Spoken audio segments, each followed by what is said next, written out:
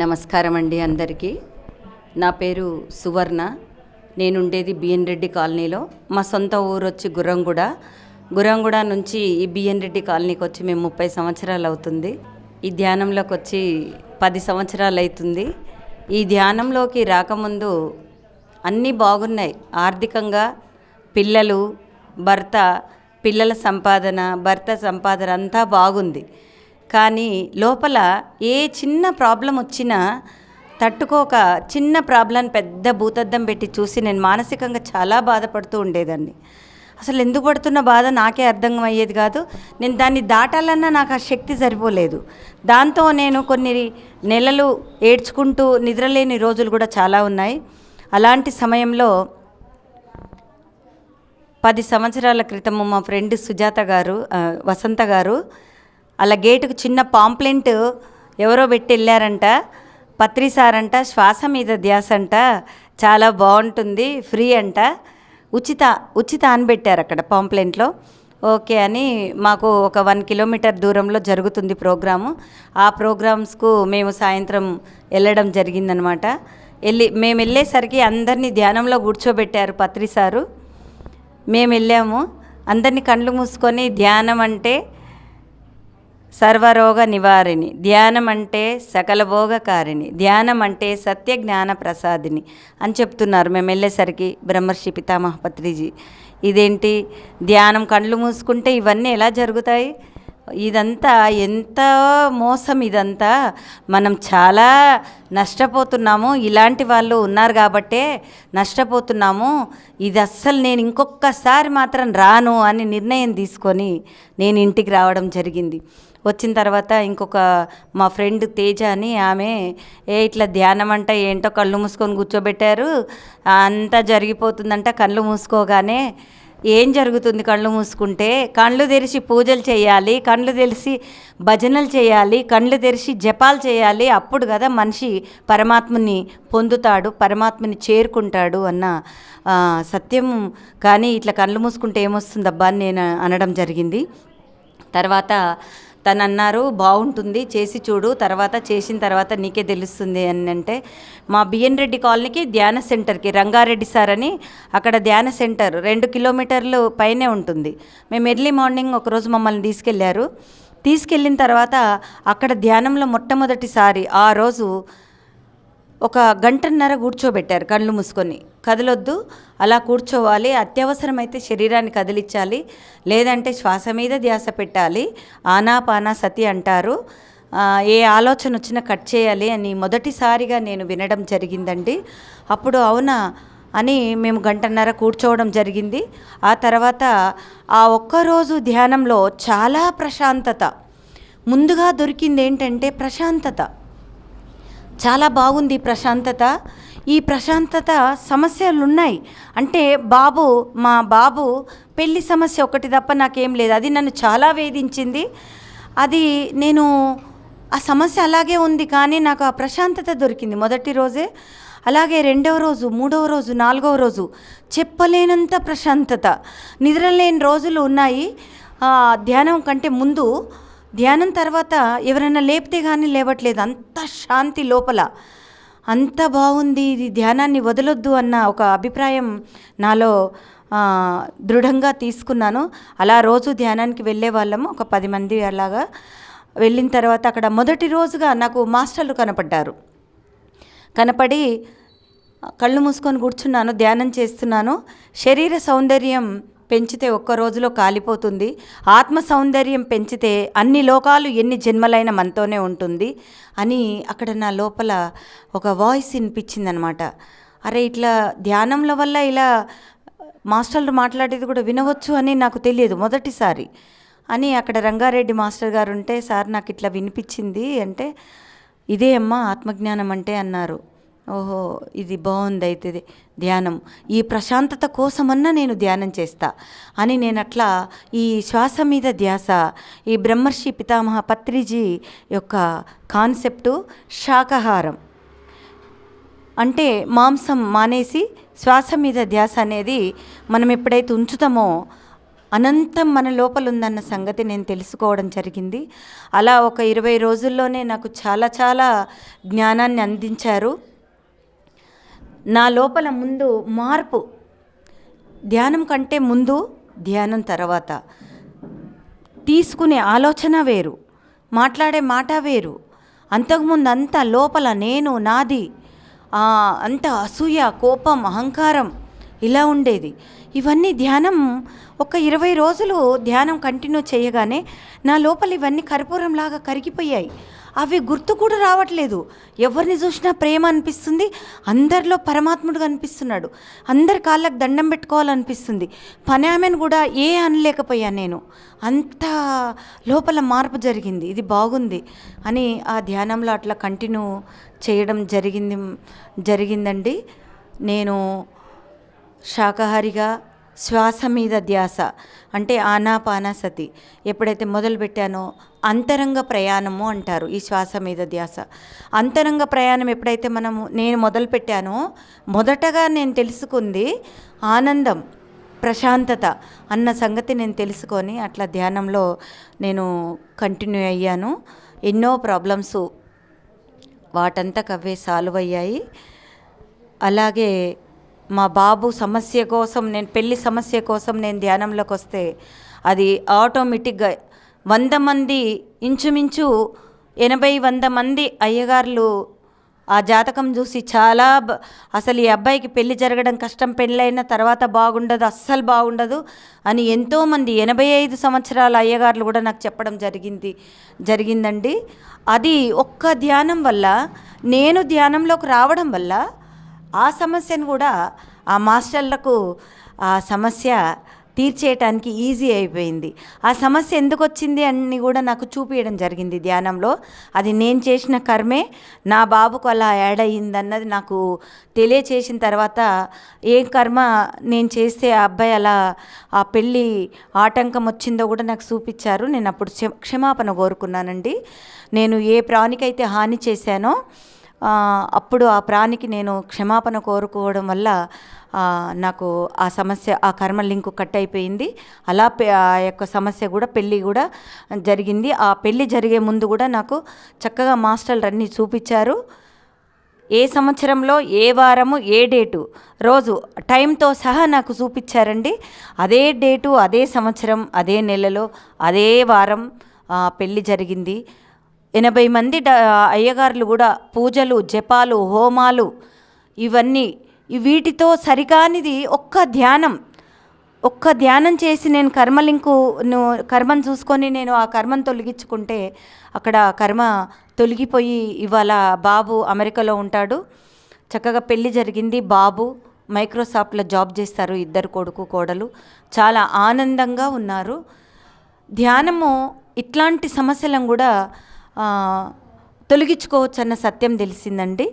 అలా నేను ధ్యానంలో కంటిన్యూ అయ్యాను. ఈ 10 సంవత్సరాల నుంచి ఎన్నో అనుభవాలు, ఎంతోమంది మాస్టర్లు, ఎక్కడ శివుడు, ఎక్కడ మహావతార్ బాబా, షిరిడి బాబా ఎంతో జ్ఞానాన్ని నాకు ధ్యానంలో అందియడం జరిగింది. అవన్నీ చాలా చాలా జ్ఞానం నేను మాస్టర్ల దగ్గర అందుకోవడం జరిగింది. మెయిన్గా నేను చెప్పేది ఏంటంటే, ధ్యానం వల్ల 2 అనుభవాలు నేను చెప్తాను. ఏం తొలగించుకోవచ్చని. ఆ అమ్మాయి పేరు రజిత అండి. ఆ అమ్మాయి వాళ్ళ ఫ్యామిలీ మ్యాటర్ అది. అసలు వాళ్ళ పొలము చాలా కొన్ని కోట్లకు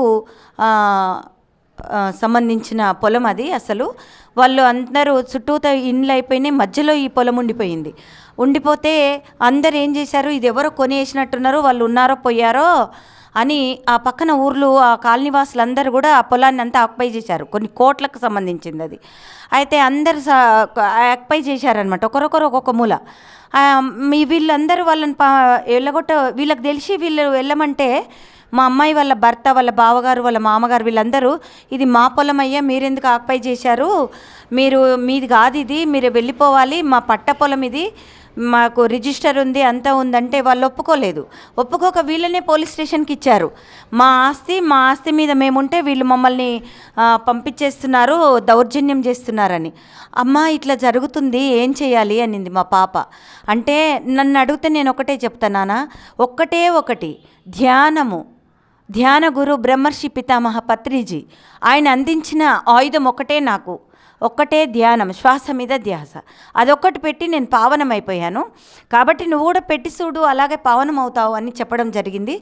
చెప్పినప్పుడు ఆ అమ్మాయి సరే చూద్దాంలే అని తను కూడా మరి శాకాహారిగా మారాలి, ఉట్టిగా ధ్యానం చేస్తే వీలు లేదని అంటే ఓకే అని ఆ అమ్మాయి కూడా శాకాహారిగా మారి 40 రోజులు ధ్యానం చేయడం మొదలుపెట్టిందండి.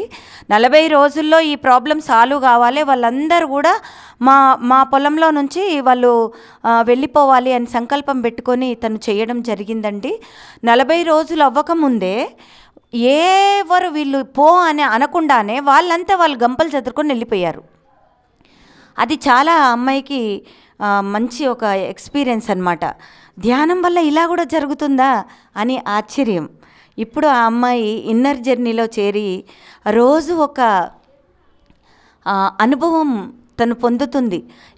ఎలాంటి అనుభవాలంటే అవి నేను ఆ ఏ బుక్లో కూడా చదవలేదేమో 10 సంవత్సరాల నుంచే అనుభవాలు. రోజు మాస్టర్లు కనెక్ట్ అవ్వటము, ఆ మాస్టర్లు ఈ అమ్మాయి లోపల రోజు ఒకటి సర్జరీ చేసి తీసేయటము, ఇక్కడ తోడై దగ్గర ఒక డైమండ్ ఫిట్ చేయటము, సహస్రారంలో ఒక మంచి పిరమిడ్ ఫిట్ చేయటము, ఇలా చాలా అనుభవాలతో ఆ అమ్మాయి వాళ్ళ మాస్టర్ శివుడు మహోతర్ బాబా వీళ్ళు ఆ అమ్మాయిని ఈ సృష్టిలో నీతో పనుంది అని ఆ అమ్మాయిలో వాకినై అంటే అమ్మాయిని అంటే అమ్మాయిలో దూరి చాలా ఈ ప్రపంచంలో ఎంతోమంది ప్రాసెస్ అంటే క్లీనింగ్ ప్రాసెస్ జరుగుతుంది. ధ్యానం వల్లనే సాధ్యం అది. కాబట్టి అలా కూడా చేయడం జరుగుతుందండి. అసలు అట్లా రోజు ఒక అనుభవం. అలాంటి ధ్యానం నేను ఇంతకుముందు ఒక అమ్మాయికి ధ్యానం గురించి చెప్తూ ఉంటే ఫోన్ కట్ చేసేది. ఎప్పుడు ధ్యానం గురించి చెప్పినా ఫోన్ కట్ చేసి నాకు ఎవరో పిలుస్తున్నారు డోర్ దగ్గర అని ఫోన్ కట్ చేసేది. తర్వాత ఈ మధ్యకాలంలో నాతో మాట్లాడడం ఆపేసింది. ఎప్పుడు చూడు ధ్యాన అనుభవాలు అంటావు ఏంటే అసలు అని నన్ను బాగా కోపగించుకోవటం కూడా చాలాసార్లు జరిగింది. సరే నాకు అదొకటే వచ్చు, నీతో అదే చెప్తాను, ఏ ప్రాబ్లం చెప్పినా నేను ఇదే చెప్తున్నాను.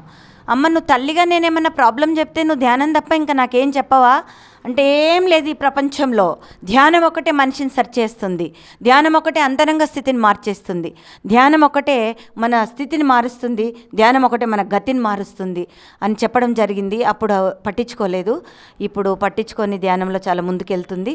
ఇంకొక అనుభవం చెప్తానండి. అసలు ధ్యానము ఇట్లా ఎంతోమందిని ఇట్లాంటివి కూడా జరుగుతాయా అన్నంత ఆశ్చర్యం కలిగించే ఆ ప్రాసెస్ ధ్యానంలో జరుగుతుంది. మనిషి అంతరంగ స్థితిని మారుస్తుంది. ఇంతకుముందు నా విషయంలో తీసుకుంటే ఇంతకుముందు నా అంతరంగ స్థితి ధ్యానంలోకి రాకముందు నిజంగా చెప్పాలంటే నరకం. ధ్యానంలోకి వచ్చినాక నా జీవితం అంతా స్వర్గం. అడుగు పెడితే స్వర్గం, నోరు ఇప్పి మాట్లాడితే స్వర్గం, చూపులో స్వర్గం, అంత స్వర్గం కనిపిస్తుంది నాకు. అసలు లోపల ఒక టెన్షన్ లేదు, ఒక దిగులు లేదు, ఒక భయం లేదు. తిట్టేటోళ్ళు తిడుతున్నారు, కొడతోళ్ళు కొడుతున్నారు, నిందించే వాళ్ళు నిందిస్తున్నారు, నష్టం జరిగేది నష్టం జరుగుతుంది, అన్నీ జరుగుతున్నాయి. కానీ నా అంతరంగ స్థితిని తీసుకోవట్లేదు, అది తీసుకునేవారు లేదు. అలాంటి ఆ యొక్క జీవితం ధ్యానం తర్వాత ఇంత మార్పు జరుగుతుందన్నమాట. ప్రతి మనిషికి ఈ ధ్యానం చాలా అవసరం. ఇంకొక అనుభవం చెప్తానండి. ధ్యానం ద్వారా ఇంకా ఒక శాకాహారిగా ధ్యానం చేస్తే మా అమ్మాయి ప్రాబ్లం అంతా మారిపోయింది. ఒక్క శాకాహారిగా ధ్యానం చేస్తే నా జీవితం స్వర్గంలో ఉంది. కాబట్టి ధ్యానం చాలా అంత అవసరం అనిపించింది అనమాట. అలాగే చాలామంది ఒక మాస్టర్ వాళ్ళు ఒక ఆత్మ వాళ్ళకు ఎంటర్ అయిందని మాకు చెప్పడం జరిగింది. చెప్తే మాకు తెలియదు, బిఎన్ రెడ్డిలో సెంటర్ ఉంది కానీ అట్లాంటి పరిస్థితి మాకు ఎవరు చెప్పలేదు. అయితే ధ్యానం వల్ల అట్లా కూడా తొలగించుకోవచ్చా? ఏం చేద్దాము, వాళ్ళు పాపము చాలా బాధపడుతున్నారు, ఆ ప్రాబ్లంతో చాలా వేదన చెందుతున్నారు, డబ్బులు ఖర్చు అయిపోతున్నాయి, వేలకు వేలు ఖర్చు పెడుతున్నారు, ఏం చేద్దాము, అర్థం కాలేదు, ఇప్పుడు ఎవరిని అడగాలి, చూద్దాం, మనమే ట్రై చేసి చూద్దాం, ఇది చిన్న ఎక్స్పెరిమెంట్ చేద్దాం అని మేము సంకల్పము పెట్టి ఆ ఆత్మను ఇన్వైట్ చేసి ఆ ఆత్మను మాతో పాటు కూర్చొని ధ్యానం చేసి ఆ ధ్యాన శక్తితో జ్ఞానంతో ఆ ధ్యాన శక్తితో ఆటోమేటిక్గా జ్ఞానం వస్తుంది. ఆ జ్ఞానంతో నువ్వు ఉన్నత లోకాలకు వెళ్ళిపోవాలి, అంటే కాంతిలో కలిసిపోవాలి అని చెప్పడం జరిగింది. అది అలాగే జరిగిందండి. ఆ ప్రాబ్లంలో నుంచి బయటపడ్డారు. ఈ మధ్య కూడా సేమ్ మ్యాటర్ అదే కూడా అట్లాంటిదే ఇంకొక అబ్బాయి కూడా జరిగితే అట్లానే మేము ఒక 7 మెంబర్స్ము అక్కడ సంకల్ప ధ్యానం పెట్టాము. ఆ ఇంట్లో పెట్టడము, కళ్ళు మూసుకున్నాము, అందరం కూర్చున్నాము, డిస్టెన్స్గా ఉండాలి కాబట్టి దూరంగా కూర్చొని కళ్ళు మూసుకొని కూర్చున్నాము. ఆ ఆత్మ వచ్చి మా మధ్యలో కూర్చోవాలి అంటే మధ్యలో కూర్చుంది. వచ్చి మధ్యలో కూర్చోగానే ఆ కళ్ళకి ఏదో నల్లటి క్లాత్ కట్టేశారు మాస్టర్లు. ఏ మాస్టర్ ముందు కనిపించలేదు. తర్వాత ఒక మాస్టరు ఏంజల్స్కు రెక్కలు ఉంటాయి, ఆ రెక్కలను లాక్కొస్తూ ఉన్నారు. ఎందుకు రెక్కలను లాక్కొస్తున్నారు, ఏంటి అది ఆ బస్తాలో అనుకున్నాను. అంటే ఏంజల్స్ రెక్కలు, ఓహో ఏంజల్స్ రెక్కలు ఎందుకు తెస్తున్నారో అనుకుంటూ ఉండగానే ఆ ఆత్మకు ఏంజల్స్ రెక్కలు ఫిట్ చేశారు. పత్రిసారు ఫిట్ చేసి అక్కడ ఈ గొంతు దగ్గర ఇట్లా టైట్గా చేతితో పట్టుకున్నారు. ఆ ఆత్మ వెళ్ళిపోయింది, ఉన్న కాంతిలో కలిసిపోయింది. ఆ ఆత్మ కలిసిపోయిన తర్వాత బాడీ కింద ఉంటే ఆ బాడీని కూడా కాళ్ళతో అలా తొక్కడం జరిగింది. తర్వాత ఆ అబ్బాయికి గోల్డెన్ పిరమిడ్ ఇన్వైట్ చేసి ఆ గోల్డెన్ పిరమిడ్ కూడా ఆ అబ్బాయికి, అది కూడా పిరమిడ్ మోడల్లో ఉంది, ఆ పిరమిడ్ను కూడా ధరింపజేశారు. తర్వాత ఇంకా ప్రాబ్లమ్ సాల్వ్ అయిపోయింది. ఆ ఆత్మ వెళ్ళిపోవడం జరిగింది. ఆ ప్రాబ్లమ్స్ క్లియర్ అయిపోయిందండి. ఒక్క ధ్యానం వల్ల ఇలాంటివి ఎన్నో చెప్పాలంటే అట్లాంటివి కూడా ధ్యానం వల్ల మనము చక్కగా పొందవచ్చు ధ్యానంలో. కాబట్టి ఈ ధ్యానానికి ధ్యాన గురు బ్రహ్మర్షి పితామహ పత్రిజీకి వేల అనంత కోటి కృతజ్ఞతలు చెప్పినా సరిపోవనిపిస్తుంది నా భావన. అలాగే ఈ పిఎంసి ఛానల్ ఎంత ఉపయోగపడుతుందంటే అసలు వర్ణించలేం. ఈ ఛానల్ వాళ్ళకందరికీ పాదాభివందనాలు. కర్తాల్లో ధ్యాన మహాచక్రం జరుగుతుంది. అక్కడ ఇళ్ళల్లో ఉండి కూడా ఈ పిఎంసి ఛానల్ వల్ల ప్రతి ఒక్కరూ అక్కడ ఇళ్ళల్లో ఉండి కూడా అక్కడ వీక్షించడం జరిగిందండి. ఆ వీక్షణ ఎంతో జ్ఞానం, ఆ జ్ఞానాన్ని వర్ణించలేము. అలాంటి ఈ యొక్క ధ్యానం, ఈ ధ్యాన కుటుంబానికి ప్రతి ఒక్క నేను చెప్పేది ఏంటంటే ఈ యొక్క ప్రతి ఒక ఆత్మ అంటే ప్రతి ఒక్క మనిషి ఎలాంటి ప్రాబ్లంలో ఉన్నా, డాక్టర్ దగ్గరికి వెళ్ళాల్సిన పని ఉన్నా, మానసికంగా వేదనకు మందు లేదు చెప్పాలంటే, ఒక్క ధ్యానమే దీనికి మందండి. ప్రతి ఒక్క దానికి ఒక్క ధ్యానమే. నేను అందరికీ ఈ యొక్క ప్రోగ్రాం చూసే ప్రతి ఒక్క సోదరిమణులకు కూడా అందరికీ చెప్పడం ఏంటంటే, ధ్యానం చేసి అందరూ కూడా ఇలాంటివన్నీ పోగొట్టుకోవచ్చు. ₹1 ఖర్చు లేకుండా ఇదంతా పొందవచ్చు. అందరికీ కూడా ఇదేనండి హృదయపూర్వకమైన మెసేజ్. ఓకేనండి, అందరికీ థ్యాంక్స్.